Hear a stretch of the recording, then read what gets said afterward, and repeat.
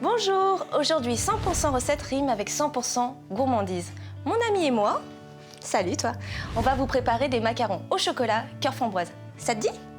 Ah, mais par contre, on va devoir les faire avant quand même. Moi t'es gentil toi. T'es gentil.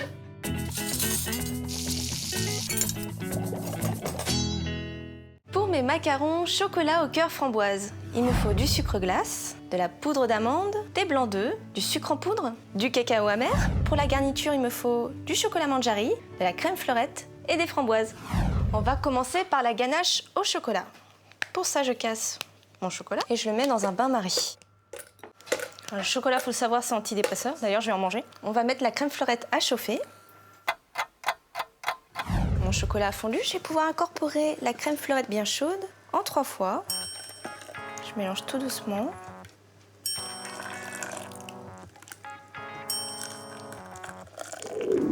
Je mets ça dans mon petit ramequin. Je vais laisser reposer la ganache une nuit au réfrigérateur. Ouais, il est gentil. En fait, c'est un Chinois.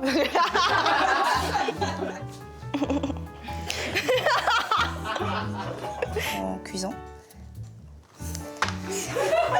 On fait le revoir. Ah non, t'es toujours là pour le revoir. C'est n'importe quoi, ça y est. Je suis partie, moi. Oh, j'ai bien dormi. Ma ganache a bien reposé toute la nuit. Je vais pouvoir préchauffer mon four à 150 degrés. Et je vais attaquer mes macarons. Je prends un petit tamis, le plus fin possible. Et je vais tamiser finement le sucre glace, la poudre d'amande et le cacao amer. Les amandes, certes, c'est calorique, mais c'est bon pour la santé cardiovasculaire. C'est gras, mais c'est du bon gras, en fait. Et c'est aussi plein de fibres. On va monter les blancs en neige. Pour que les blancs montent bien, il vaut mieux que les œufs soient à température ambiante. Vous pouvez aussi mettre une pincée de sel, mais sincèrement, il n'y en a pas besoin. On commence vitesse minimale. On va rajouter le sucre en 3 fois. On monte progressivement la vitesse.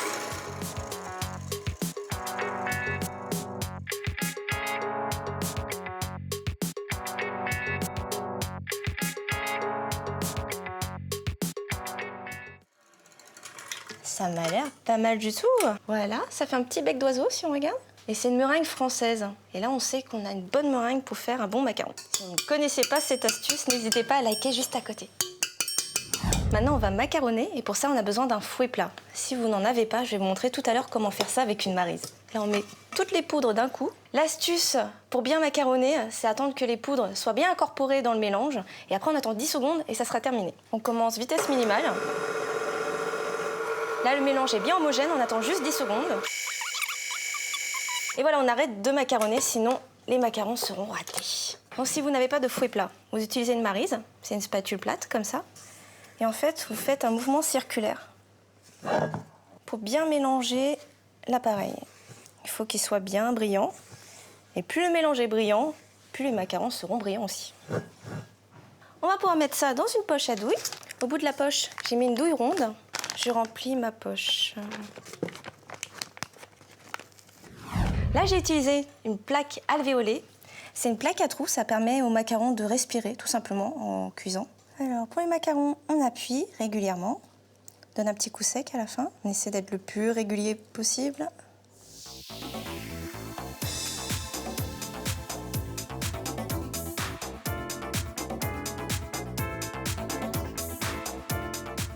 N'hésitez surtout pas à commenter en me disant vos macarons préférés. D'ailleurs, n'hésitez pas à faire des tests parce que le macaron, il est un peu capricieux. Le résultat, il change vraiment en fonction du four, de la température de la pièce, de l'humidité. Moi, je les mets en quinconce. Comme ça, je peux en mettre pas mal sur ma petite plaque. On les tape pour que les macarons soient bien plats et uniformes.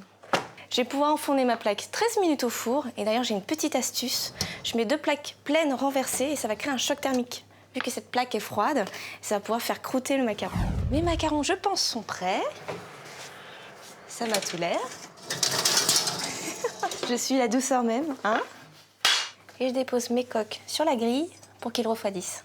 Je vais pouvoir remplir mes coques avec la ganache au chocolat que j'ai préparée la veille. Donc je l'ai mis dans une poche à douille, cannelée, pour que ce soit joli. Et à l'intérieur, je mets une demi-framboise.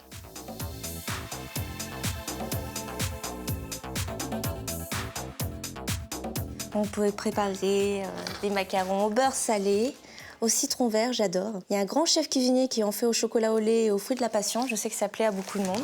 Et pour le dressage, je vous propose une petite caissette bien champêtre. Et voilà. Bon, allez, on teste maintenant? Ah ouais, t'es content, hein? Tiens, et dis-moi ce que t'en penses. Bon, ça a l'air de lui plaire. Ouais, il est gentil. En fait, c'est un Chinois. En cuisant. On fait le revoir. Ah non, t'es toujours là pour le revoir. C'est n'importe quoi, ça y est.